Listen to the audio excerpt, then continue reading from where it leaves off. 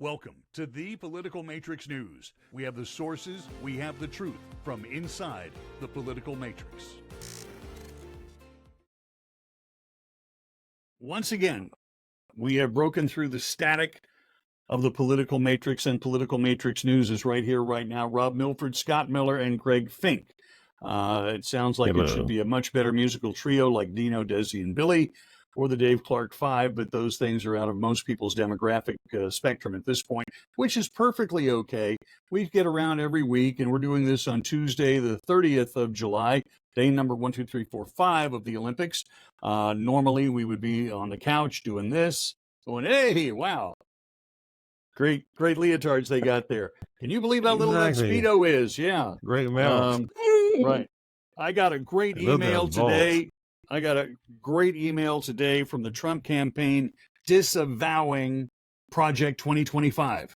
Has anybody else been getting grief about that? Yeah.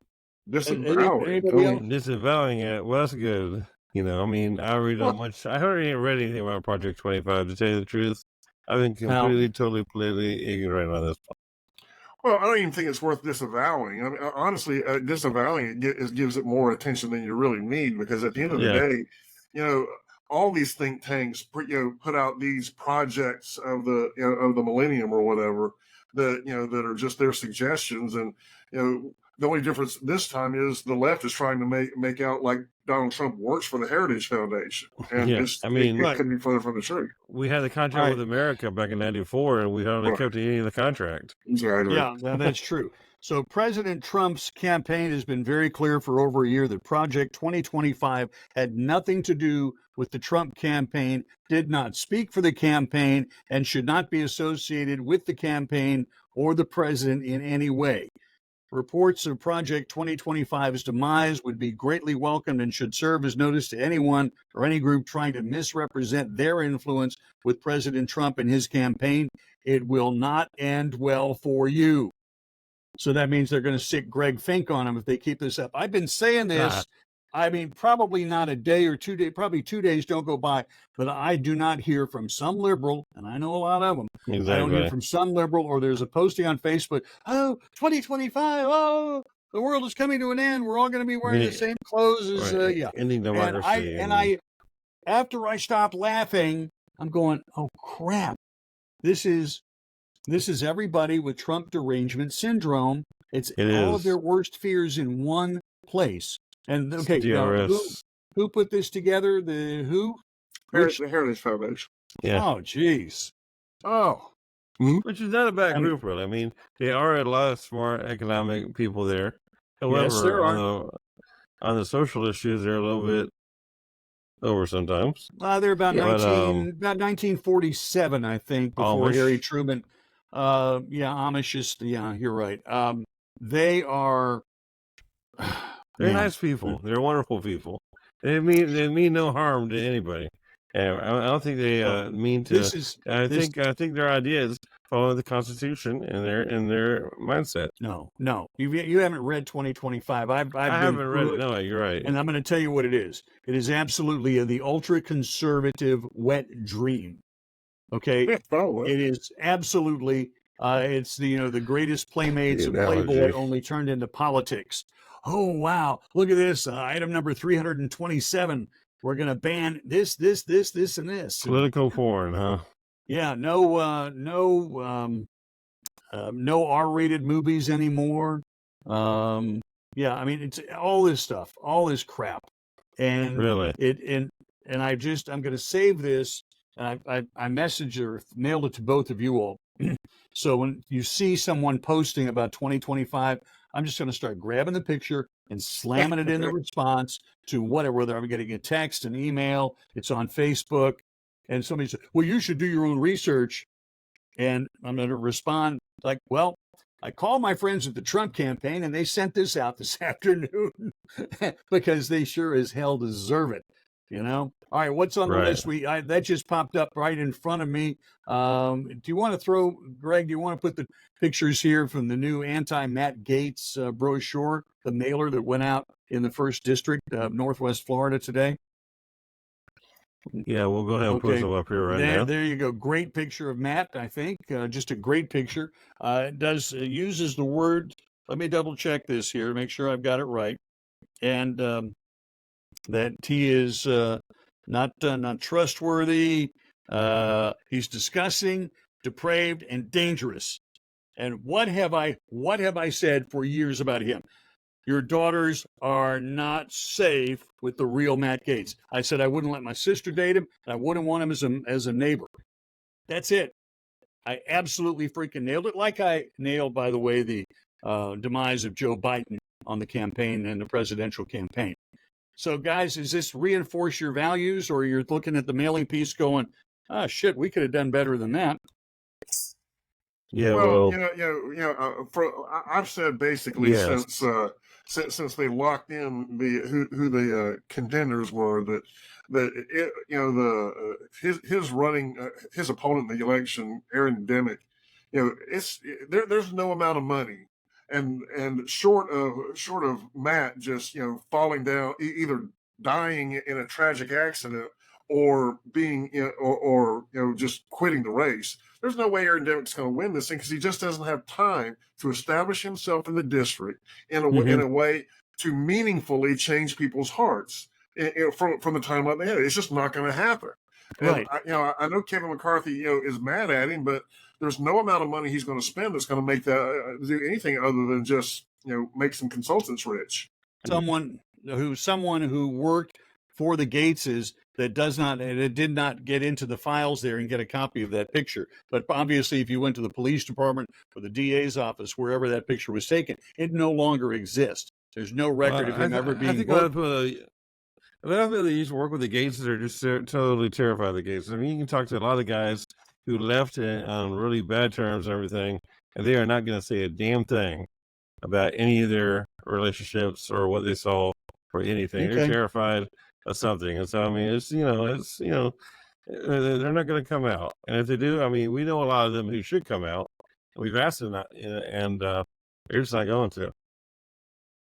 Could we get one of those guys that, we could put him in shadow and he could look like this and going, no, back here somewhere? Yes, I know all about the Gateses. Here is.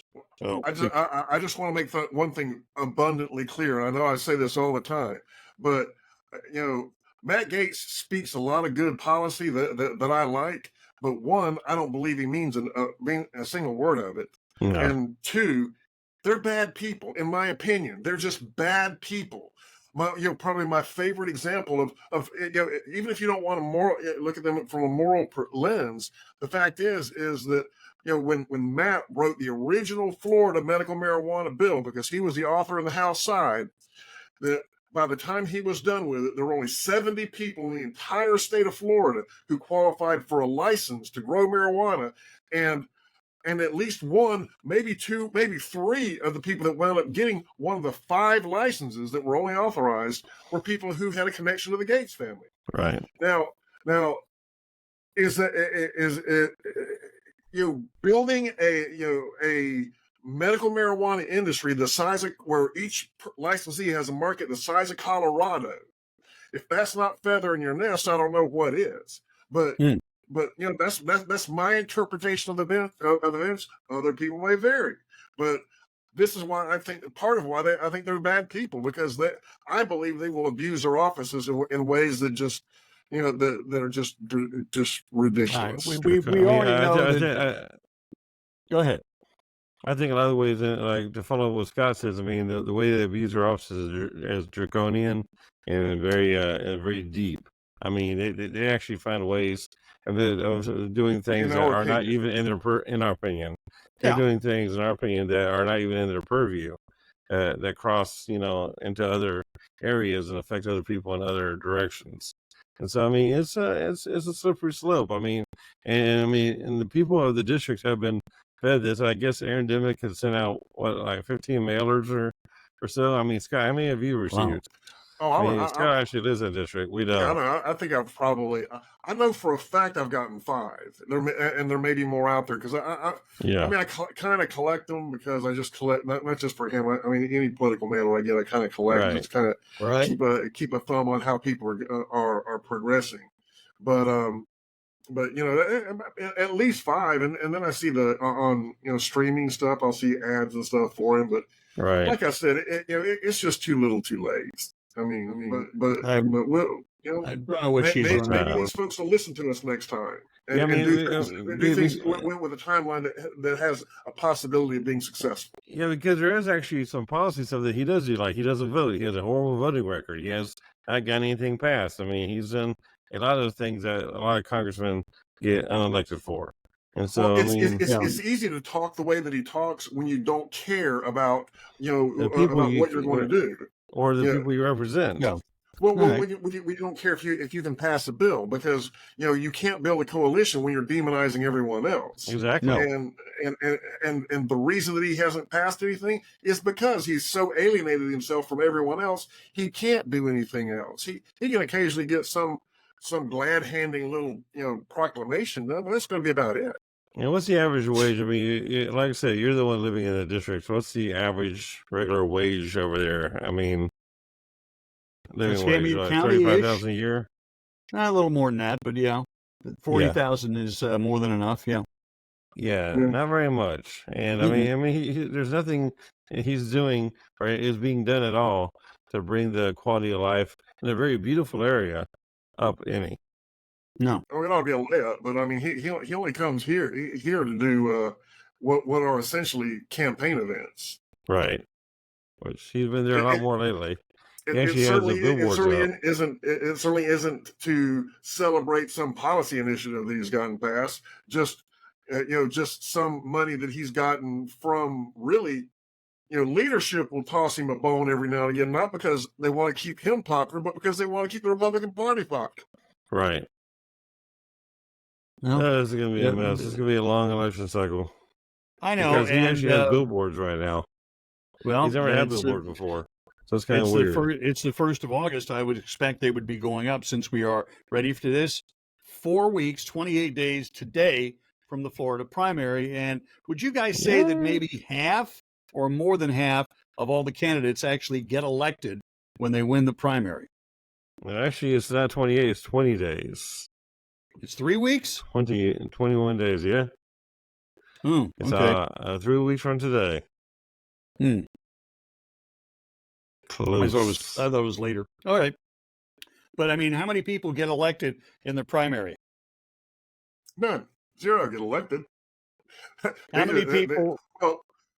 Well, in our district, Northwest Florida, most people do. Yeah. If you win the primary in Northwest Florida, your election's largely over. Yeah, there's not very exactly. Right.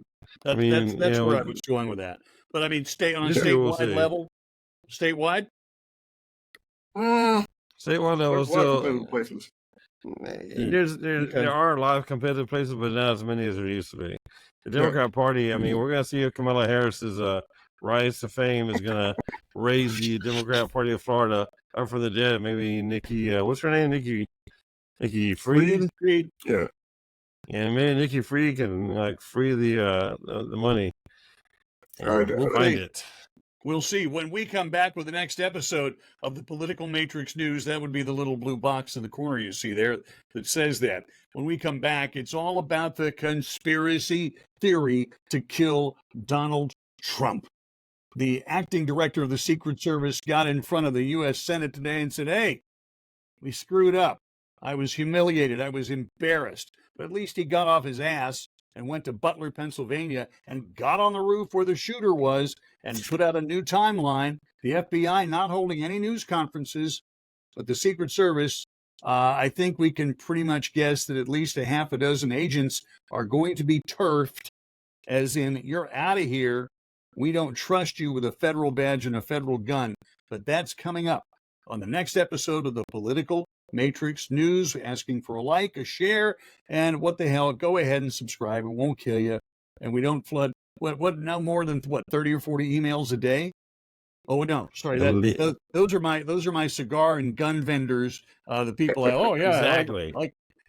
30, 40, every day. Try to make a plane reservation without getting 20 more emails about, hey, you want to fly this airline instead? let's share some more data. Okay, got it. So thanks on behalf of Greg, on behalf of Scott, I'm Rob. We are the Political Matrix News.